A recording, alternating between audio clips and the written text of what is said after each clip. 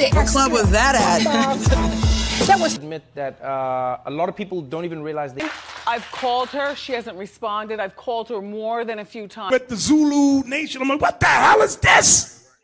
I know nobody know what I'm talking about. You'll leave me on the island by myself. I don't know what the hell Bishop's talking about. That's what y'all do.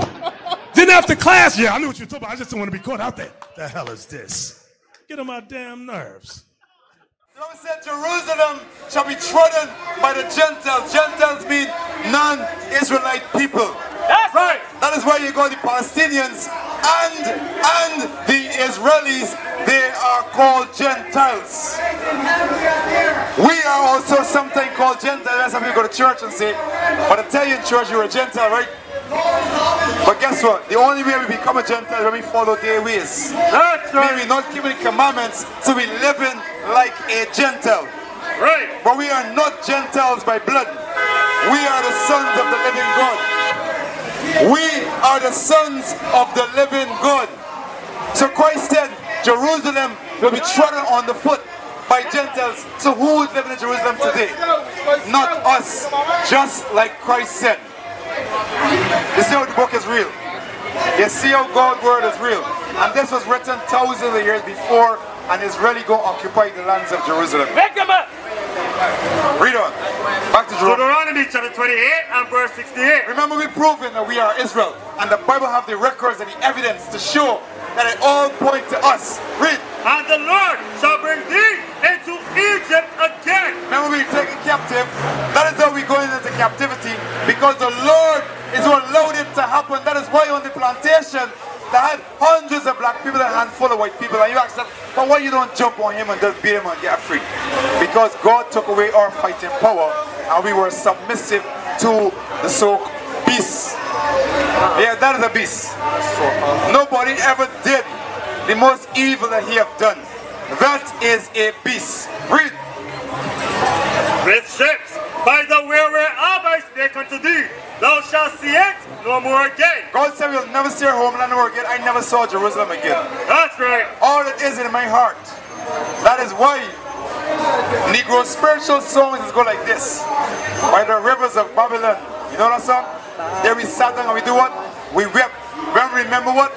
Jerusalem. That's right. That song was never for the whole world. It was for us. That's it was right. sung by us when we were in slavery, and it still continues to sing by us, because that is what's going on in our hearts. Bring it out. But to make it universal as entertainment, so everybody can sing this song. By the rivers of Babylon, remember Jerusalem. That's us. Jerusalem is our home. That's why it's mentioned. That's right. Read. Thou shalt see it no more again, and there ye shall be sold unto your enemies. So I can ask any one of the three of you now. When we came off the ship in Barbados, where did they line us up to sell us? Where did they line us up? I said we'd be sold to our enemies. Where did they line us up on an auction block to sell us? Anybody can give me the answer? Where do you think the first ship landed? Where do you think the ships landed? By the beach? Which part? Guess what? By the boardwalk. Is that boardwalk? The boardwalk. See where Shafat is? Going across to the traffic light? Nelson's statue was.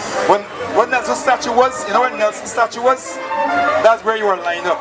That's right. Right by the boardwalk, right there by the beach, right there by the sea. That is where the boats landed. That's right. Right by the boardwalk, the boats landed, and they marched you right by there where Shafat was, and lined you up where Nelson's statue was. And right there had a plaque called the Cage. And right. Guess what? They took it down recently. That's right. So you can never go and read it to see it for yourself. That's where you were lined up as slaves to be sold.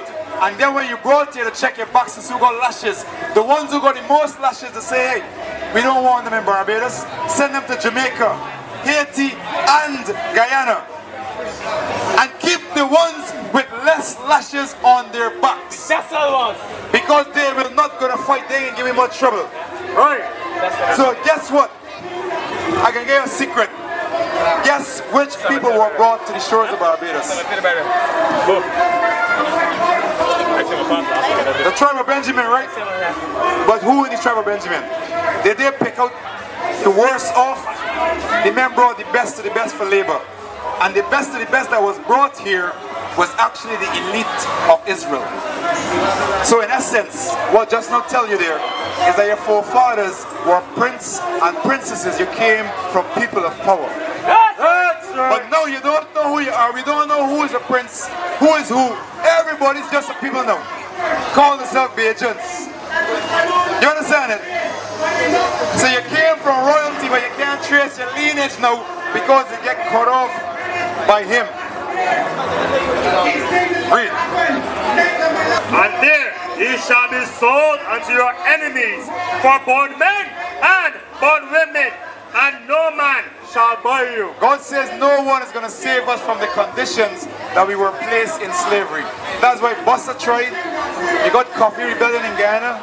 You got Haiti Revolution, and they're still paying for it all today. No man was going to stop the institution of slavery. So when did the institution of slavery really stop? When did they so-called give us a fictitious freedom? It never stopped. We're still in slavery, but yes, look what happened. Read it. Deuteronomy chapter 28 and verse 48. So I want you all to understand the conditions we're living under, to show you that we are still the same people. And then I can show you what God wants you to do from now moving forward. Read. Therefore shalt thou serve thine enemies. So God said you're going to serve your what? Thine enemies. God said we are going to serve our enemies, which the Lord shall send against thee. God is the one who sent the enemies against us. So give me a name of people that we are serving today. On a social ladder, which nations is above us? Help me out. Just look around Swan Street. The Indians. God said, you know what? Send against thee. No, serve your what? Serve thine enemies. God said the Indians is your enemy.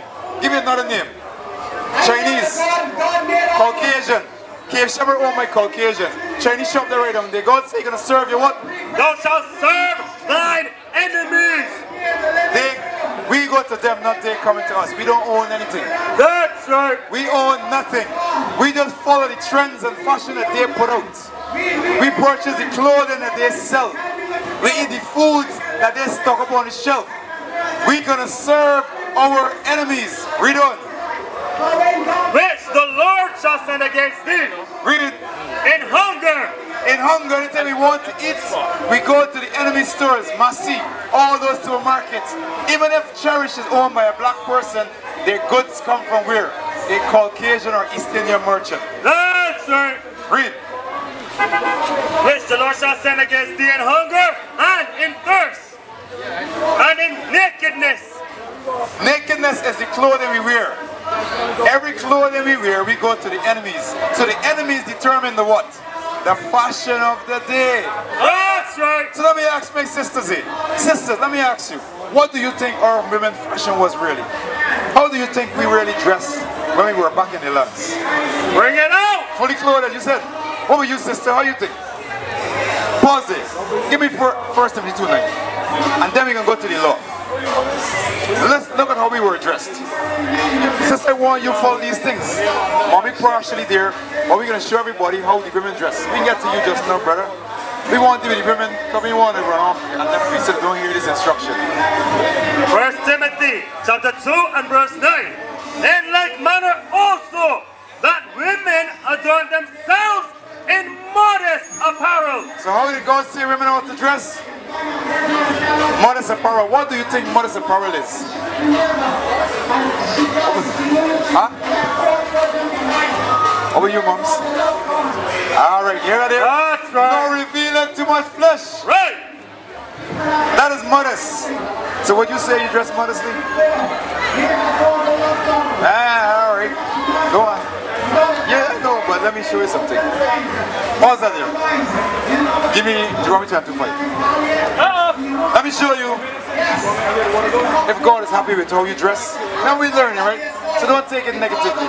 It's a learning process. So from today you could say, you know what, I can try to apply it. From now on, I can try to apply it so I can be a good steady with God. Read. Deuteronomy. Remember we come into this because we said that we will serve our enemies for want of clothing. And I said they are the ones that determine the fashion and what we wear as a people. Read. Deuteronomy. Is it that they know something we don't know? Read. Remember the Bible said they are enemies. Your enemy desire anything good for you? Read. Deuteronomy chapter 22 and verse 5. The woman shall not wear that which pertaineth unto a man. So God is saying that a woman should be dressed modest, and now God is saying a woman shall not wear anything that pertains to a man. So let me pause right there. What is it right now as we stand here in this language? What garment here pertains to a man? You hear that there, sister? What would you say the same thing? What garment pertains to a man? Pants and shirt. So we established that this is my brother garment, this is male garment. So God said a woman shall wear nothing pertains to a man. So look around you. That's a pants. That there is a pants. That's a tight one too. All are being showing, right? I'll show you something. It's a pants. It pertains to a man, right? Listen to this part now. Neither shall a man put on a woman's garment. So if I come to teach and I go on a dress and a skirt, how would you view me? What would you say? A bulla. You got to be careful. So you can say as a bulla if I got on a dress like this. And I'm talking, right? Read on. This is what God say about it. For all that do so are abomination unto the Lord thy God. God said it's disgusting that I leave on record how women should dress. But because of our disobedience, we are following the customs of the heathens. So the heathens know that you should not wear this. You know why? Let me prove it to you. Where did you buy that from? An Indian store or a store that owned like a person like me? An Indian store, an East Indian store, right? East Indians are mostly Muslims, right? Right. Have you ever seen a Muslim woman dressed in that? Bring it out! You know why? Because they know that a woman should not. Look at that, for example. They own those stores, and they should be the first one to model the clothing they are wearing. Why is it they don't have on no tight pants? Why is it they're walking around in leggings? Because they know that a woman shall not be dressed immodest. But for you, they are your enemies. They said to hell with that. As long as we keep them in sin, they will never be right with God and walk in power on the earth. That's right. Our ignorance is their glory. Right.